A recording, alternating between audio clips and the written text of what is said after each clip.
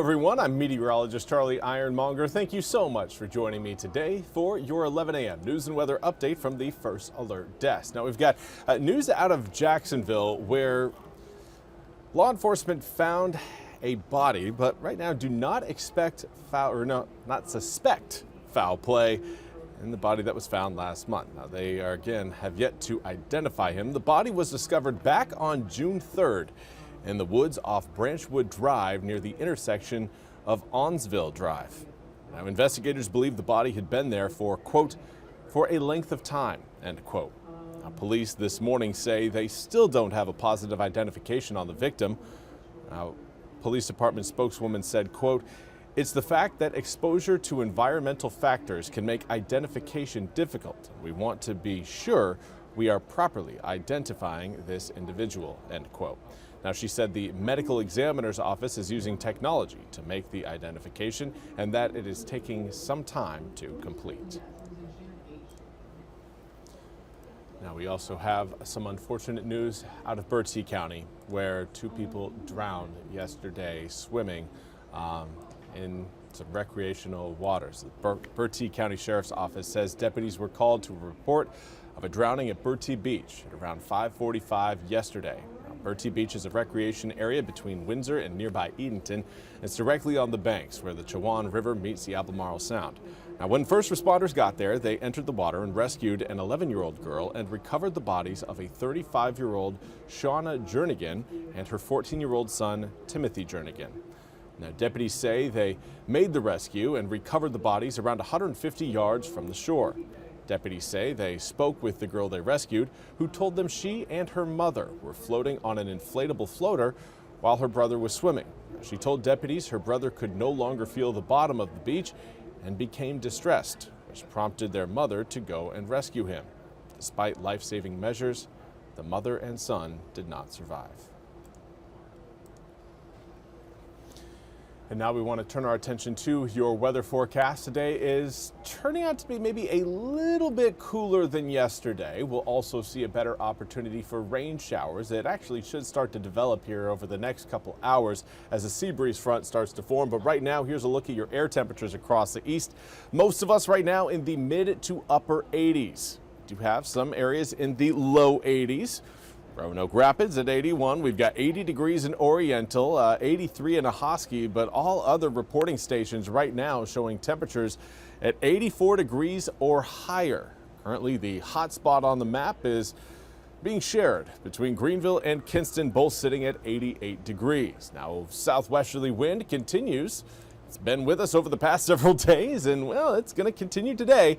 And that's going to lead to I'd say it's going to maintain the heat and humidity. It's probably not going to increase the heat and humidity all that much. We had it yesterday. It's basically just making sure that humidity doesn't fall, which, again, I'm okay with. If the humidity wants to fall, I would say just let it fall. Let it come down a little bit. Make it a little bit more comfortable outside. For this afternoon, highs getting into the low 90s, anywhere between around 91, 92, maybe 93 degrees. If, again, we do see some of those showers and storms take a little bit longer to develop. But, again, we will have some spot showers and downpours across parts of eastern North Carolina later on today. A lot of those showers, again, because they're going to be heat generated, may fade a bit, but they are going to run into a prefrontal boundary back on the other side of I-95 as they work their way up towards the northwest.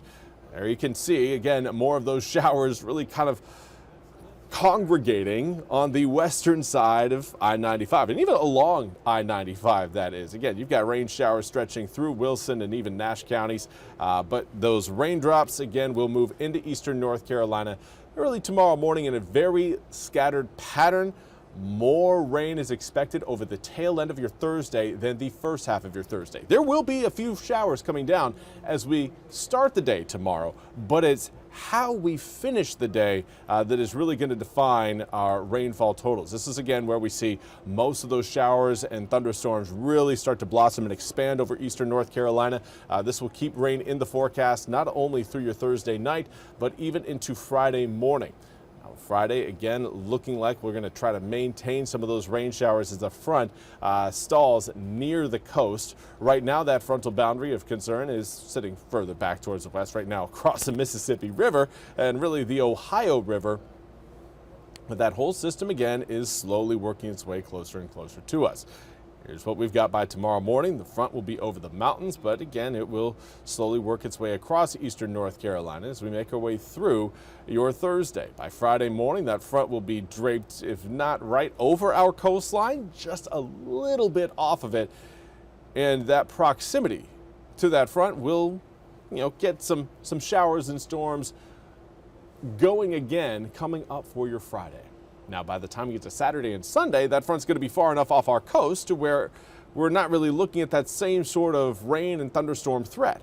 91 degrees on Saturday, 92 on Sunday puts us back into, again, kind of just around normal, maybe a little bit above normal for air temperatures this time of year. But again, maintaining that spotty shower and thunderstorm pattern that is so common here in eastern North Carolina again over the weekend, and that will extend into next week as well. Now, again, we are keeping an eye on another frontal boundary that could be coming in Tuesday into Wednesday of next week.